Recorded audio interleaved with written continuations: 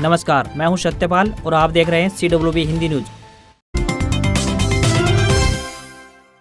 हरियाणा मौसम अपडेट। हरियाणा में पश्चिमी हवाएं चलने से वातावरण में नमी में आएगी कमी, रात को तापमान होगा कम। दिन का तापमान अब 30 से 32 डिग्री सेल्सियस के आसपास रह रहा है। रात का तापमान में काफी कमी देखने को मिल रही है। मौसम विभाग ने आने वाले दिनों के लिए पूर्वानुमान जारी किया है। हालांकि मौसम पूर्वानुमान में अब बारिश को लेकर किसी भी तरह की संभावना नहीं नजर आ रही है, मगर रात के समय तापमान में गिरावट होना संभव है। हरियाणा राज्य में मौसम आमतौर पर 29 अक्टूबर तक साफ व खुश्क रहने की संभावना है। इस दौरान राज्य में दिन के तापमान में हल्की बढ़ोतरी रहने परंतु रात्रि तापमान में हल्की गिरावट होने की संभावना है। इस दौरान उत्तर पश्चिमी हवाएं चलने से वातावरण में उपस्थित नमी में कमी आने की संभावना है। पटाखों पर प्रतिबंध के बावजूद हरियाणा के अधिकांश शहरों में दिवाली की रात हवा की गुणवत्ता खराब हो गई। पहली बार हरियाणा के 4 शहरों गुरुग्राम, फरीदाबाद, चरखी दादरी और बल्लभगढ़ की वायु गुणवत्ता बहुत खराब श्रेणी में दर्ज की गई। मंगलवार की सुबह इन शहरों को AQI 300 के स्तर को ऊपर रहा। वहीं पंचकुला, नारनौल, पानीपत और सिरसा की वायु गुणवत्ता मध्यम श्रेणी में रही।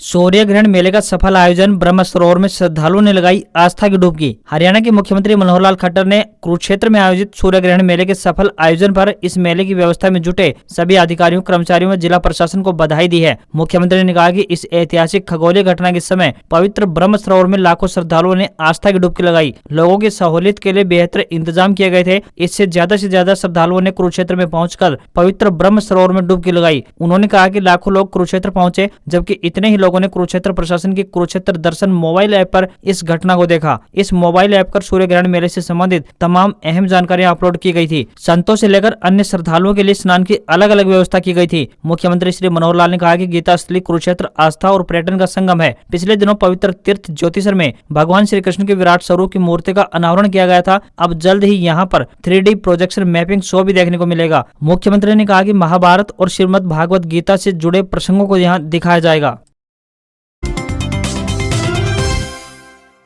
राशन की फ्री सुविधा लेने वाले ग्राहकों को UIDAI ने दिया बड़ा तोहफा। केंद्र और राज्य सरकार की तरफ से देश भर में फ्री और सस्ते राशन की सुविधा दी जा रही है। इसी दिशा में अब UIDAI ने देश के करोड़ों लोगों को एक बड़ा तोहफा दिया है। यदि आप भी फ्री में राशन का फायदा ले रहे हैं तो यह खबर आपके लिए काम की होने वाली है। देश में आधार जारी करने वाली संस्था यानी UIDAI ने कहा है कि अब भारत देश में आधार के जरिए फ्री राशन ले सकते हैं और इसके लिए आपको बिल्कुल भी परेशानी का सामना नहीं करना पड़ेगा। UIDAI ने एक ट्वीट कर इस बारे में जानकारी दी है और बताया है कि आधार के जरिए आप पूरे देश में कहीं भी फ्री राशन का लाभ ले सकते हैं। इसके लिए आपके आधार का अपडेट होना आवश्यक है। इसके लिए आपको आधार कार्ड को अपडेट करवाना होगा और ये काम आप अपने नजदीकी आधार सेंटर में जाकर कर सकते हैं। सीएम मनोहर लाल खट्टर ने ब्रिटेन के PM बनने पर ऋषि सुनक को दी बधाई। सीएम मनोहर लाल खट्टर ने ऋषि सुनक को PM बनने पर बधाई दी। सीएम मनोहर लाल खट्टर ने ट्वीट कर लिखा, ब्रिटेन के नए प्रधानमंत्री को बधाई। साथ ही उन्होंने कहा कि दीपावली के पावन अवसर पर दुनिया भर के भारतीयों के लिए सचमुच गर्व का क्षण है। बता दें कि भारतीय मूल के ऋषि सुनक ब्रिटेन के नए प्रधानमंत्री होंगे। दिवाली के दिन कंजर्वेटिव पार्टी के संसदीय दल ने सुनक को नेता चुना। साथ ही उन्हें चुनौती देने वाली पेनी मोरडॉन्ट ने नाम वापस ले लिया। इससे पहले पूर्व PM बोरिस जॉनसन ने भी अपना नाम वापस ले लिया था। सुनक को करीब 200 सांसदों का समर्थन मिला। ऋषि सुनक 28 अक्टूबर को प्रधानमंत्री पद की शपथ लेंगे। ऋषि भारतीय सॉफ्टवेयर कंपनी इन्फोसिस के को-फाउंडर नारायण मूर्ति के दामाद हैं। ऋषि सुनक के पेरेंट्स पंजाब के रहने वाले थे जो विदेश में जाकर बस गए। सुनक का जन्म ब्रिटेन के हैम्पशायर में हुआ था।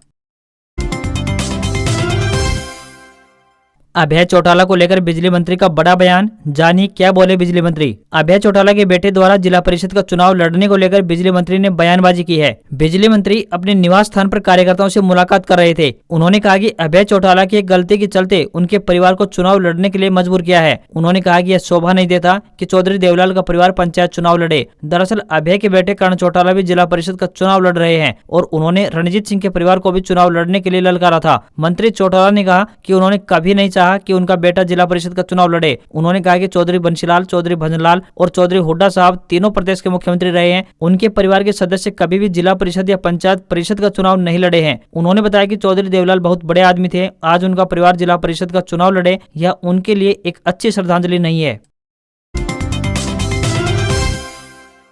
हरियाणा के औद्योगिक नगरी फरीदाबाद को स्मार्ट सिटी बनाने की कवायद तेज हो गई है और इसी दिशा में फरीदाबाद शहर में बड़े बड़े प्रोजेक्ट्स पर तेजी से काम आरंभ हो गया है। वहीं आमजन की सुविधाओं को लेकर बात करें तो यहाँ हाईटेक सुविधाओं से लैस प्रदेश का सबसे बड़ा बस स्टैंड तैयार हो गया है। 4 एकड़ भूमि पर बन रहे इस बस स्टैंड का निर्माण कार्य अंतिम चरण में है। इसके निर्माण पर करीब 125 करोड़ रुपए की लागत राशि खर्च हो रही है। बस स्टैंड पर हाईटेक सुविधाओं का जिक्र करें तो यहाँ आवागमन करने वाले यात्रियों की सुविधाओं का खासा ख्याल रखा गया है। आरओ का ठंडा पानी, यात्रियों को बैठने के लिए स्पेशल एसी गैलरी, सामान रखने के लिए लॉकर रूम, शौचालय, रुकने के लिए विश्राम गृह जैसी सुविधाएं यात्रियों के लिए उपलब्ध रहने वाली है। 5 मंजिला बनने वाले इस बस स्टैंड के सबसे ऊपरी फ्लोर में शॉपिंग मॉल होगा और यात्रियों के मनोरंजन के लिए भी अनेक सुविधाएं उपलब्ध कराई जाएंगी। बता दें कि पूरे हरियाणा के लिए इस बस स्टैंड से प्रतिदिन लगभग 50 बसों का संचालन होगा। इसके अलावा लगभग 60 मिनी बसें भी शहर के विभिन्न हिस्सों में जाने के लिए यहीं से मिलेंगी। इसके अलावा यहां से नई दिल्ली, उत्तर प्रदेश, पंजाब, उत्तराखंड, राजस्थान और हिमाचल प्रदेश के लिए भी बसों का संचालन आरंभ किया जाएगा। 5 मंजिला इस बस स्टैंड का चप्पा चप्पा सीसीटीवी कैमरों की निगरानी में रहेगा। एक मंजिल से दूसरी मंजिल पर जाने के लिए सीढ़ियों के साथ साथ लिफ्ट की व्यवस्था भी की गई है। इसके अलावा इस बस स्टैंड पर अधिकारियों, कर्मचारियों तथा चालक परिचालक के लिए अलग से विश्राम गृह की व्यवस्था की गई है। 28 अक्टूबर को प्रदेश के मुख्यमंत्री मनोहर लाल खट्टर इस हाईटेक बस स्टैंड का उद्घाटन कर इसे आमजन को समर्पित करने जा रहे हैं। दिल्ली एनसीआर में फिर बिगड़ी हवा, लोगों ने दिवाली की रात जमकर फोड़े पटाखे। दिवाली के बाद एक बार फिर से देश की राजधानी दिल्ली और एनसीआर में वायु गुणवत्ता सूचकांक यानी AQI बेहद खराब श्रेणी में पहुंच गया है। बीते कई दिनों से राजधानी की हवा बिगड़ी हुई है। वेदर फोरकास्ट एंड रिसर्च के मुताबिक दिवाली की रात 12 बजे दिल्ली का AQI 323 दर्ज हुआ। मीडिया रिपोर्ट्स के मुताबिक दिल्ली में 323 तो वहीं नोएडा का हाल और भी बुरा रहा, जहाँ AQI 342 दर्ज किया गया, जबकि सबसे ज्यादा दिल्ली के आनंद विहार इलाके में 377 AQI दर्ज किया गया, जिसे बहुत खराब श्रेणी का माना जाता है। वहीं गुरुग्राम की बात करें तो दिवाली के बाद AQI 346 पहुंच गया। हवा की दिशा ने दिल्ली को प्रदूषण से राहत दिलाने में योगदान दिया, जो पटाखों से निकलने वाले धुएं को दिल्ली से दूर ले गया। हालांकि दिल्ली के अलग अलग इलाकों की बात करें तो सुबह का AQI 250 के पार दर्ज हुआ।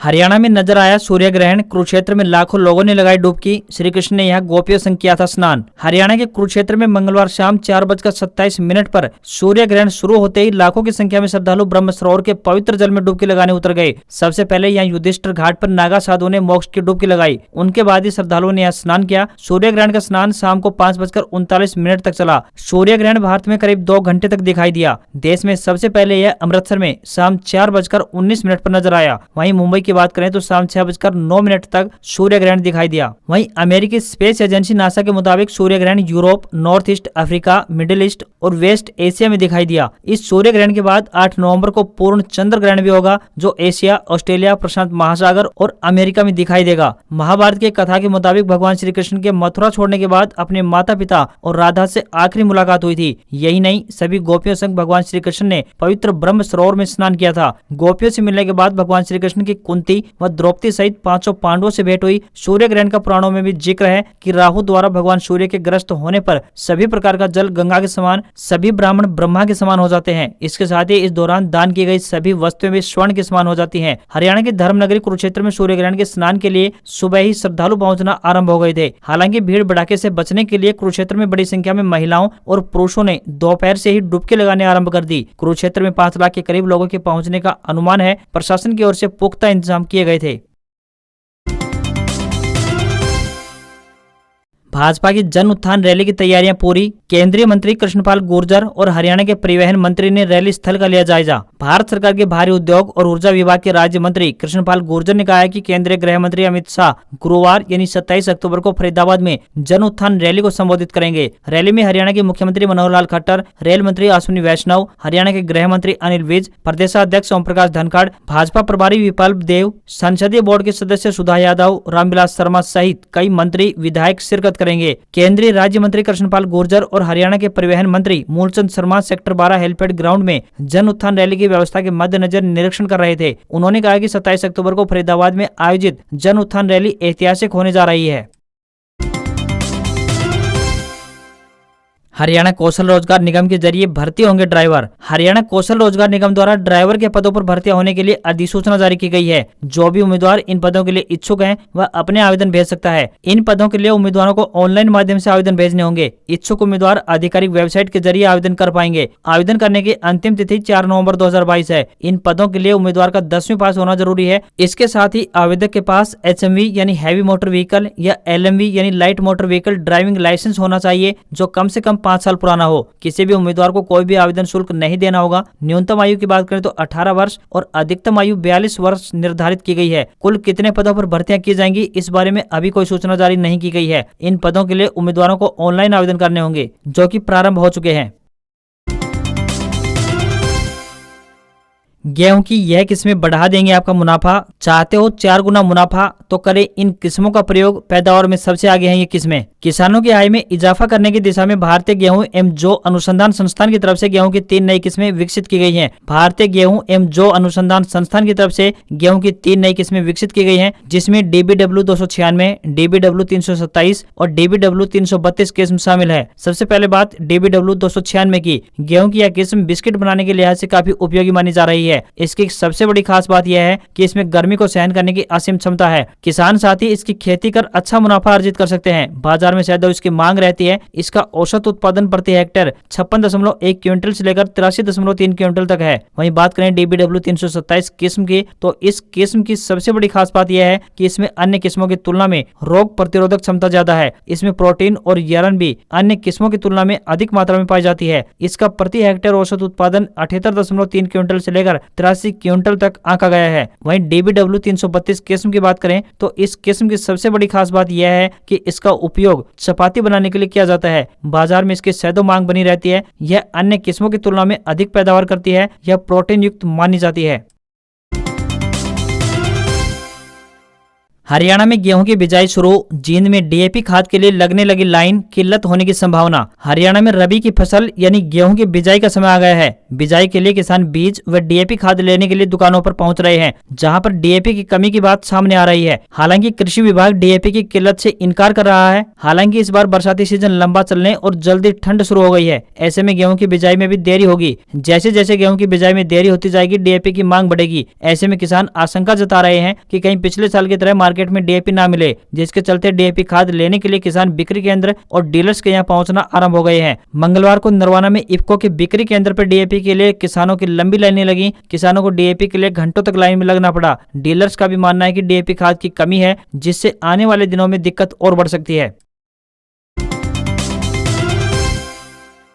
आदमपुर में बोले नेता प्रतिपक्ष, 1 वोट से 2 विधायकों का चयन करेगी जनता, एक जयप्रकाश और दूसरे हुड्डा। उपचुनाव को लेकर मंगलवार को भूपेंद्र सिंह हुड्डा चुनाव प्रचार के लिए पहुंचे। इस दौरान नेता प्रतिपक्ष ने कांग्रेस उम्मीदवार जयप्रकाश JP की बड़ी जीत का दावा किया। उन्होंने कहा कि 2024 में हरियाणा की BJP से विदाई होना तय है। हुड्डा ने कहा कि प्रदेश का हर वर्ग मौजूदा सरकार से दुखी है। आलम यह है कि स्कूलों में शिक्षक, अस्पतालों में डॉक्टर और दफ्तरों में कर्मचारी नहीं है। टीचर्स को भर्ती करने की बजाय सरकार स्कूलों को बंद कर रही है। रोजगार देने की बजाय नौकरियों को खत्म किया जा रहा है। उन्होंने कहा कि आदमपुर के लोग इस बार 1 वोट से 2 विधायक चुनेंगे, एक जयप्रकाश JP और दूसरा भूपेंद्र सिंह हुड्डा। उन्होंने कहा कि वे एक बार जिसका हाथ पकड़ लेते हैं फिर कभी नहीं छोड़ते, और वे यहां आदमपुर का हाथ पकड़ने आए हैं। पूर्व मुख्यमंत्री ने कहा कि आज न किसानों को फसलों का भाव मिल पा रहा है, न बच्चों को वजीफा और न बुजुर्गों को पेंशन मिल पा रही है। इसलिए जनता इस सरकार से छुटकारा चाहती है और बदलाव की यह शुरुआत आदमपुर से होगी। उन्होंने कहा कि जयप्रकाश के रूप में आदमपुर को एक ऐसा विधायक मिलेगा जो विधानसभा में जनता की आवाज उठाने के लिए जाना जाता है। इससे पहले यहाँ से विधायक रहे कुलदीप बिश्नोई ने न तो बतौर विधायक और न ही बतौर सांसद कभी जनता की आवाज संसद या फिर विधानसभा में उठाई।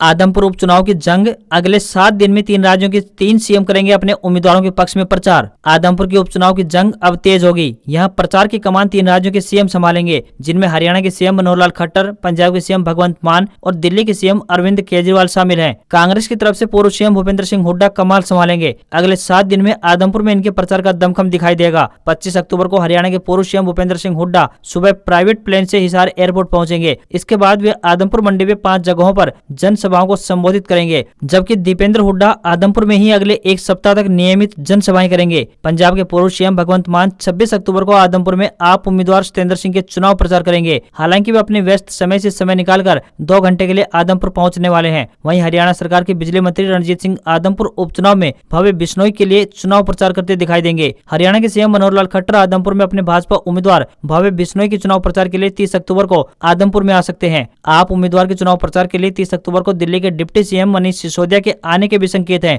इसके अगले ही दिन यानी 31 अक्टूबर को दिल्ली के सीएम अरविंद केजरीवाल और पंजाब के सीएम भगवंत मान आदमपुर में जनसभा को संबोधित करेंगे। आदमपुर उपचुनाव में गठबंधन के डिप्टी सीएम दुष्यंत चौटाला की भव्य बिश्नोई के लिए चुनाव प्रचार करने के कोई संकेत नहीं है, क्योंकि भजनलाल और देवीलाल परिवार के बीच राजनीतिक विरोधता है। ऐसे में जसपा का कोई भी नेता इस चुनाव प्रचार में नहीं आएगा। कांग्रेस के चुनाव प्रचार के लिए 39 स्टार प्रचारकों की सूची जारी की गई है, परंतु इनमें से किरण चौधरी, कुमारी शैलजा, रणदीप सुरजेवाला और चंद्रमोहन आदमपुर नहीं आएंगे। ये हुड्डा विरोधी खेमे के नेता हैं। हुड्डा के साथ इन सभी नेताओं के साथ राजनीतिक मतभेद हैं। आदमपुर उपचुनाव के लिए 3 नवंबर को मतदान होगा। मतदान सुबह 7 बजे से शुरू होकर शाम 6 बजे तक चलेगा। कुल 22 उम्मीदवार चुनावी मैदान में हैं। मतदान से 48 घंटे पहले उम्मीदवारों का चुनाव प्रचार बंद हो जाता है। ऐसे में सभी स्टार प्रचारकों को 1 नवंबर को ही आदमपुर की सीमा से बाहर होना पड़ेगा। मतगणना 6 नवंबर को होगी।